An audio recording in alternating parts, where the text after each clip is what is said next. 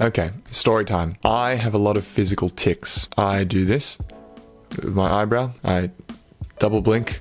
I do this with my stomach. I don't know why that's so specific, but I find it soothing for some weird reason. I blow bubbles with my mouth, which is like gross to admit. It's embarrassing, but I do that. And I do this weird internal one where I make this half breath sound like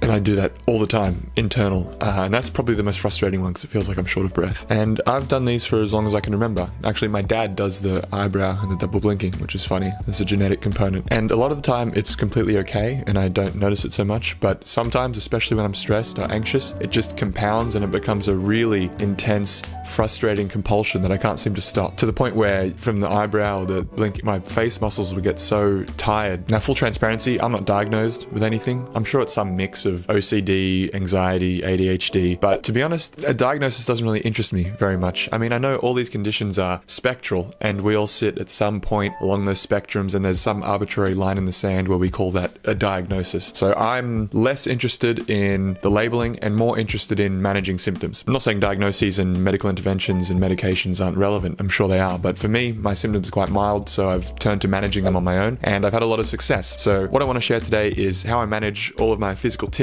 tricks that I've found from independent research, reading books, and just trial and error. I'm not a doctor. This is anecdotal evidence and just my personal research. So just take what works and leave the rest. All right, so let's get into some techniques. Number one, manage the stress, not the tics. So for me, I notice that when I'm anxious or when I'm stressed, that is when my compulsions really start to get out of control. So I like to go straight to the root and target that stress and anxiety. Now, I'm not going to labor this one because we all know this self-care shit back to front, but sleep is a big one. Mine get much worse when I'm tired, so I try to get 7 or 8 hours every night when I can. Slow down. When I'm getting all rushy and I'm cooking pasta while listening to Atomic Habits at 1.7 speed with noise-cancelling headphones and responding to a 7-minute voice memo from my friend who's in the middle of another crisis, when you're spinning all those plates and pulling yourself in 7 different directions, that's when your body needs to soothe you, and that's when the compulsions come up to try to manage that stress. So, do one thing at a time. See if you can catch yourself rushing. Sometimes I'll be in the middle of doing 7 things and I'll be like, why am I in a hurry?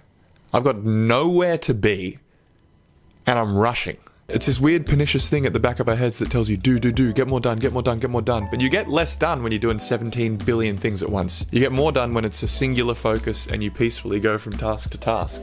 So it's more efficient, it's more enjoyable. So I'm asking you to practice something unusual. One thing at a time. Don't let the world pull you off into 17 different directions. Why am I using so many 7s? So in the same vein, minimize phone time, go for a 5-minute walk, come back to the present. Quick technique to do this, I like to name objects in my room.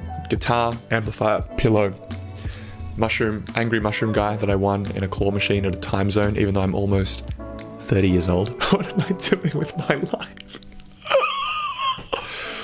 Those things.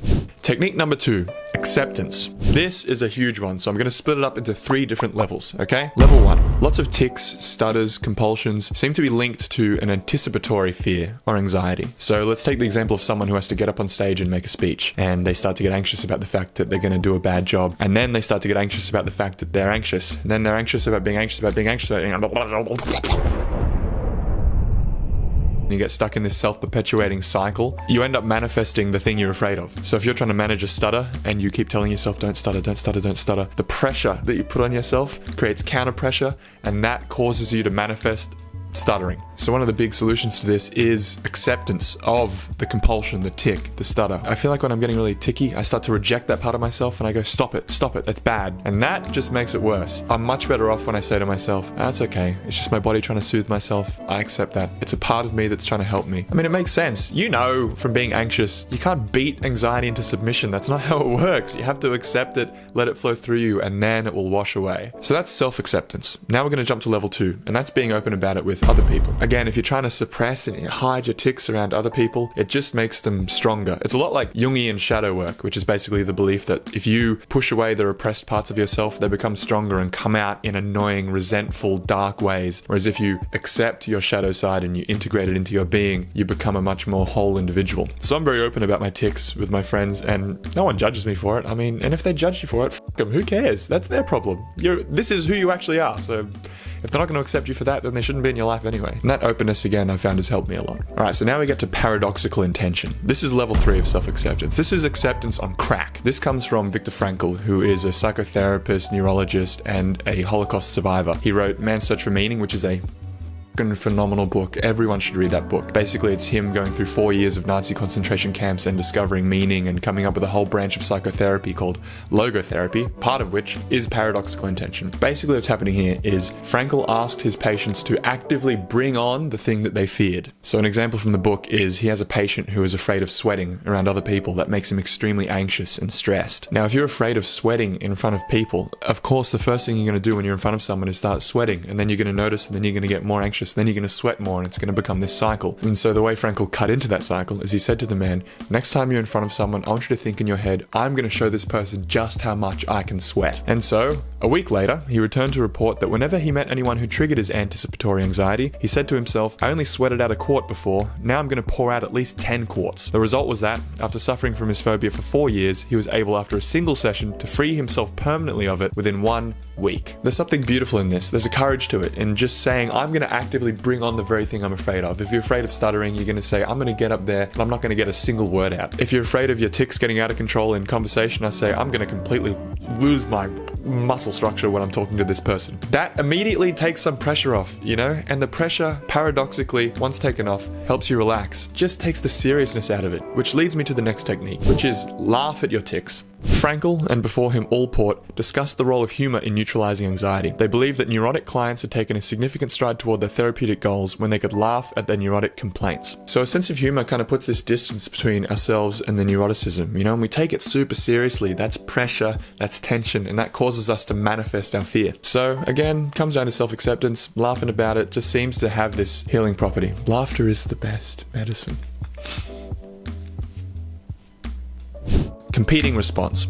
So this is part of a treatment technique called Comprehensive Behavioral Intervention for Tics, or CBIT. And this is the idea that you don't just stop doing a tic, you replace it with something. So for example, for 1 minute every day, I might practice, instead of doing this, when I feel that compulsion, just put my finger here for a minute. And for that minute, I'm not allowed to do this. And again, this is not about suppressing, it's just replacing it with something different. Another thing I like to do is, instead of the thing that I do, which is really frustrating, makes me really anxious because I'm very short of breath, is every time I feel the compulsion to do that for a minute, I'll just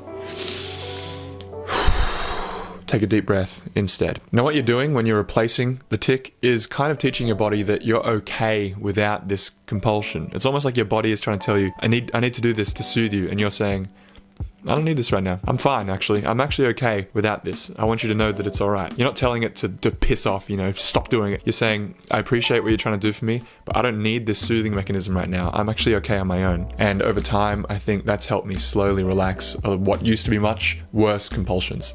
Be grateful for your tics. So I used to try to really push all of them away, and it just made them worse, as we've discussed. And now I kind of look at them as this canary in the coal mine for when I'm getting stressed or anxious. When I start to tic a lot, it's a sign to stop and go, okay, my body's telling me something. I'm doing too much right now. I need to chill out. I need to slow down. I think this is particularly true for people who suppress their emotions. Lucky I am not one of that. The body keeps the score, and I've found that if I try to suppress one, it comes out somewhere else. It's like whack-a-mole. You push down a compulsion here, it comes out here. You push one down here, it pops out there. So instead of trying to push them down, accept, slow down, and thank your body for the signal. And that's it. Thank you so much for watching, and as always, hey, I used to be poor and sad, but now I've got a $10 billion asset portfolio. The difference? Mindset. You gotta change your mindset. Come to www.purpleangrymushroom.com to change your mindset. 7 is a prime number. Oh God, I'm in so much debt. Oh God.